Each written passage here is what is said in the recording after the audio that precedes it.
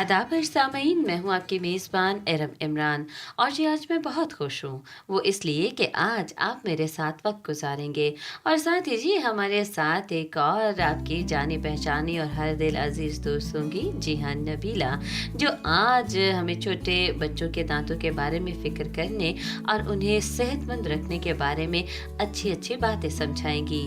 और साथ ही हम दुनिया की पहली औरत माँ हवा के बारे में भी बात करेंगे। जी, तो आज नबीला हमें बच्चों के दांतों की देखभाल के बारे में मुफीद बातें बताएंगी जो हमारे लिए मददगार साबित होंगी। जी नबीला, कैसी हैं आप? मैं बिल्कुल ठीक हूँ, खुदा का बहुत शुक्र है।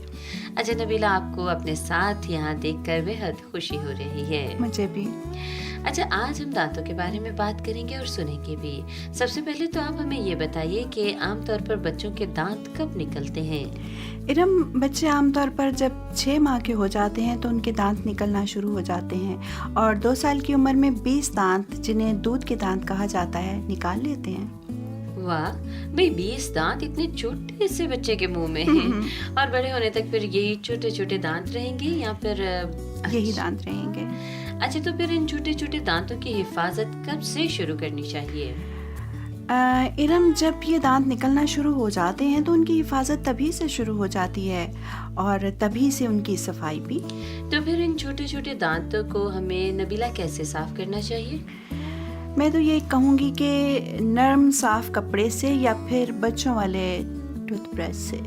अच्छा, तो नबीला टूथब्रश पर जो टूथपेस्ट होता है वो लगाना चाहिए बच्चों के लिए या कि नहीं? शुरू में तो इरम नहीं, पहले पानी से दांत साफ करने शुरू करने चाहिए और दिन में एक बार और सोने से पहले ज़रूर दांत साफ कर लेने चाहिए।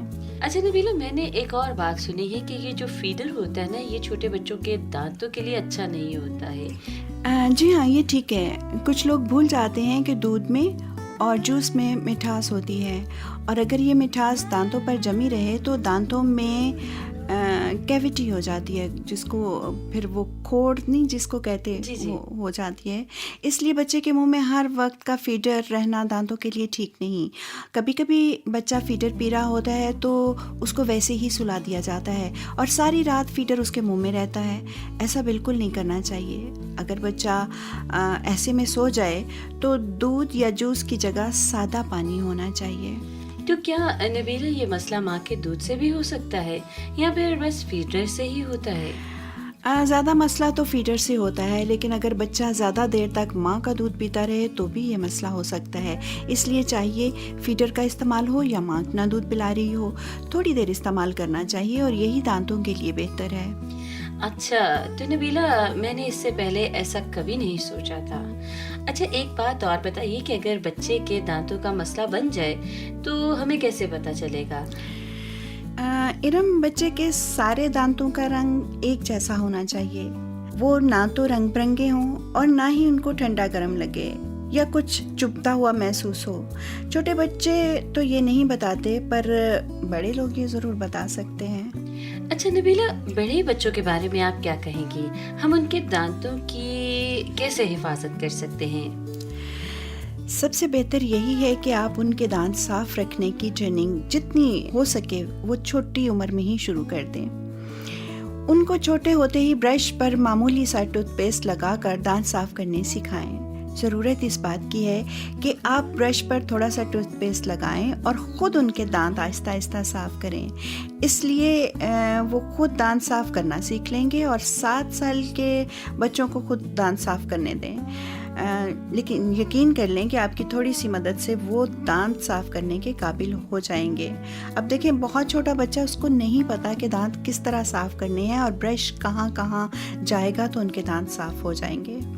अच्छा, तो इसका मतलब ये हुआ कि हमें अपने बच्चों पर ख़ास तवज्जो देनी पड़ेगी जो कि 6 साल से ज़ायद उम्र के हैं। जी हाँ, बिल्कुल, ऐसा तो ज़रूर करना पड़ेगा ना।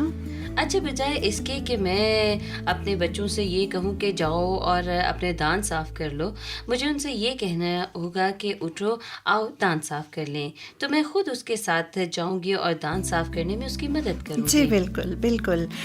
कम अज़ कम दांत साफ़ करने के बाद बच्चे के दांत देखें ज़रूर, चेक करें कि बच्चे ने जब दांत साफ़ कर लिए हैं तो ठीक तरीके से किए हैं। अच्छा, बिल्कुल।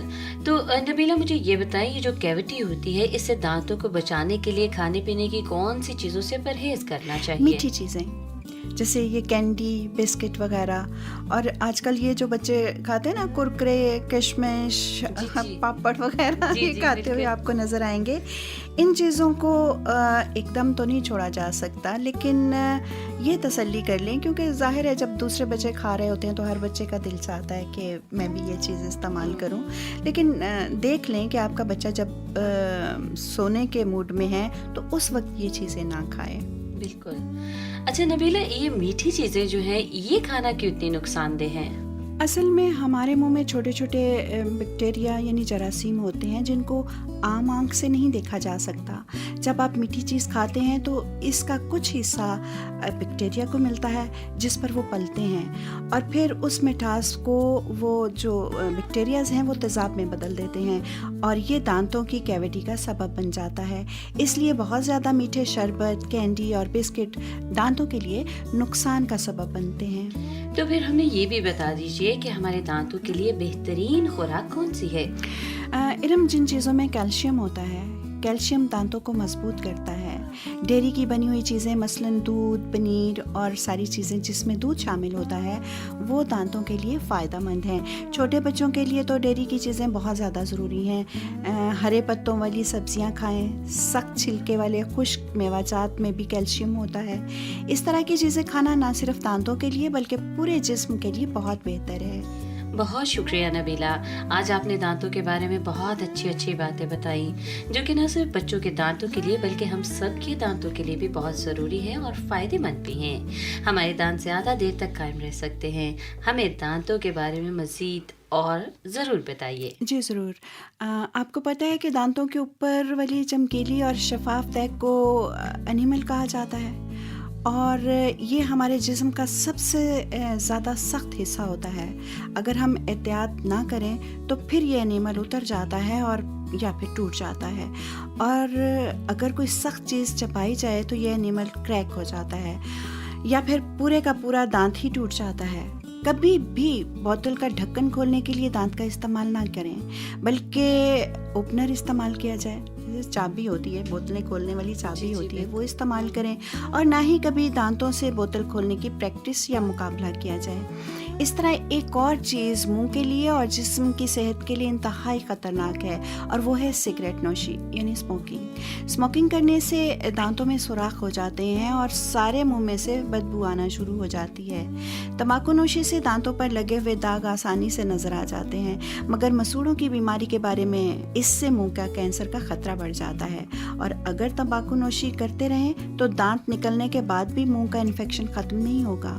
मीठी चीज़ों का इस्तेमाल बड़ा मज़ेदार लगता है वक्ती तौर पर इसका जायका बहुत अच्छा लगता है, मगर ये हमारे दांतों और हमारी सेहत के लिए नुकसान का सबब है। जी नबीला, अब हम एक और तरह की आजमाइश के बारे में बात करेंगे। क्या आपको दोस्त किसी आजमाइश से कभी वास्ता पड़ा है? क्या आपको पता है कि इब्तदा से ही जब खुदा ने दुनिया को बनाया तो उसने इंसान को आजमाया। दरअसल हम बाइबल मुकद्दस की पहली किताब पैदाइश में पढ़ते हैं कि खुदा ने सबसे पहले इंसान आदम और सबसे पहली औरत अम्मा हवा को अपनी शक्ल और सूरत पर बनाया। वो पहले इंसान थे जो आजमाइश में पड़े। बाइबल बताती है कि खुदा ने आदम से कहा कि तुम बाग के हर दरख्त का फल बेरोको टोक खा सकते हो, लेकिन नेकी और बदी की पहचान के दरख्त का फल कभी ना खाना, क्योंकि जब तुम वो फल खाओगे तो फौरन मर जाओगे। आगे जाके हमें बाइबल मुकद्दस बताती है कि हवा ने देखा कि वो फल खाने में अच्छा और देखने में आंखों को दिलकश मालूम होता है और अकल बख्शने के काबिल भी है। फिर सांप, जो खुदा के बनाए हुए सारे जंगली जानवरों में से चालाक और मकार था, उसने औरत से पूछा, क्या खुदा ने सचमुच कहा है कि बाग के किसी भी दरख्त का फल ना खाना? अगर तुम खाओगे तो यकीनन मरोगे नहीं, बल्कि खुदा जानता है कि जब तुम इस फल में से खाओगे तो तुम्हारी आंखें खुल जाएंगी और तुम भी खुदा की तरह नेकोबद की पहचान करने वाले बन जाओगे। और सांप, जो कि शैतान था, उसने औरत को बहका दिया। क्या दोस्त, इसको सुनकर आपको अपनी आजमाइश याद आती है? जब आपको कोई किसी काम से रोकता है और कहता है कि ना करो या बिल्कुल ना करो, तो फिर क्या होता है? फिर आपका दिल चाहता है कि आप वही काम करें जिससे मना किया गया है और बार बार करें। आप उस काम को करने के लिए दलीलें ढूंढ लेते हैं, आप नाफरमानी कर लेते हैं और पक्का फैसला कर लेते हैं कि अब सब बिल्कुल ठीक है, और फिर आप फौरी तौर पर आजमाइश का शिकार हो जाते हैं। दोस्त, हवा के साथ भी ऐसा ही हुआ था। पैदाइश की किताब में यूं बयान है कि उसने वो फल लिया और खाया, और उसमें से कुछ अपने शौहर को भी दिया जो उसके साथ था, और उसने भी खाया। इस तरह पहली आजमाइश की कहानी का ये हिस्सा खत्म होता है। और अब सवाल सुने कि क्या आजमाइश गुनाह है? नहीं, बिल्कुल भी नहीं। आप बार बार बहुत से तरीकों से आजमाए जा सकते हैं, मगर असल बात यह है कि हम आजमाए जाने के बाद क्या करते हैं। जब हमें पता होता है कि ये काम गुनाह है, तो फिर जानबूझकर हम बुरे काम करते हैं, गुनाह को पसंद करते हैं, अमल में लाते हैं, तो तब हम गुनाह करते हैं। जब हम खुदा के हुक्म और फरमान को छोड़कर अपनी मर्जी के काम करते हैं, अपनी लज्जत, अपनी खुशी, ऐशो इशरत में चूर होकर खुदा को और खुदा के हुक्म को भूल जाते हैं, तो तब हम आजमाइश में पड़ जाते हैं।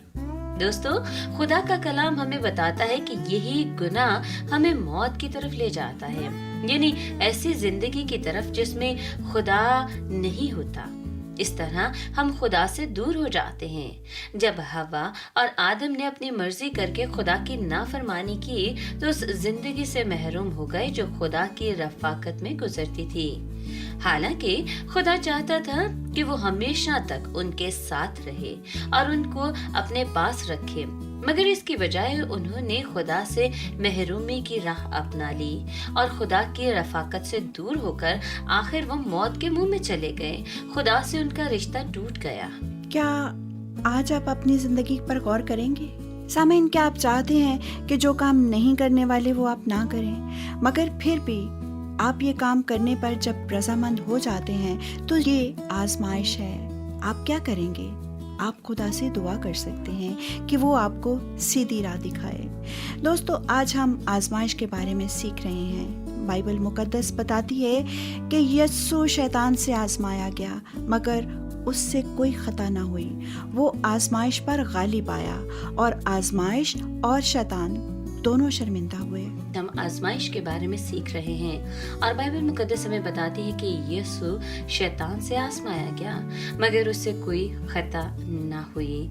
वो आजमाइश पर गालिब आया। दोस्त, इसी तरह यीशु गलील से दरिया यरदन पर यूहन्ना से बपतिस्मा लेने गया। बपतिस्मा के बाद आसमान खुल गया और रूह कुदुस कबूतर की शक्ल में यीशु के पास उतरा, और आसमान से एक आवाज आई कि तू मेरा प्यारा बेटा है और मैं तुझसे खुश हूँ। फिर रूह पाक यीशु को बियाबान में ले गया ताकि वहाँ शैतान से आजमाया जाए। 40 दिन और 40 रात यीशु ने कुछ ना खाया ना पिया, और उसको बहुत भूख लगी, और शैतान उसके पास आ गया और कहने लगा, अगर तू खुदा का बेटा है तो फरमा कि ये पत्थर रोटियां बन जाएं। पर यीशु ने कहा, लिखा है कि आदमी सिर्फ रोटी ही से नहीं जीता रहेगा, बल्कि हर बात से जो खुदा के मुंह से निकली है। तब इब्लीस उस मुकद्दस शहर में ले गया और हैकल के किंगरे पर खड़े करके उससे कहा कि अगर तू खुदा का बेटा है तो अपने तई नीचे गिरा दे, क्योंकि लिखा है कि वो तेरी बाबत अपने फरिश्तों को हुक्म देगा और वो तुझे अपने हाथों पर उठा लेंगे, ऐसा न हो कि तेरे पांव को पत्थर से ठेस लगे। यीशु ने उससे कहा, ये भी लिखा है कि खुदावंद अपने खुदा की आजमाइश न कर। फिर इब्लीस उसे एक बहुत ऊंचे पहाड़ पर ले गया और दुनिया की सब सल्तनतें और उनकी शान और शौकत उसे दिखाई और उससे कहा, अगर तू झुककर मुझे सजदा करे तो ये सब कुछ तुझे दे दूंगा। यीशु ने उससे कहा, ऐ शैतान दूर हो, क्योंकि लिखा है कि तू खुदावंद अपने खुदा को सजदा कर और सिर्फ उसी की इबादत कर।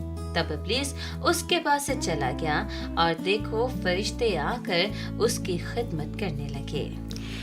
जब हम पर आजमाइश आती है तो वो वक्त बहुत मुश्किल होता है, मगर हमें मदद के लिए खुदा को याद करने और पुकारने की ज़रूरत होती है। क्या आप मेरे साथ मिलकर दुआ करेंगे? ऐ हमारे आसमानी बाप, तेरा शुक्र करते हैं कि तू कादिर मुतलक, सब कुछ जानने वाला اور ساری حکمت اور دانائی کا خدا ہے۔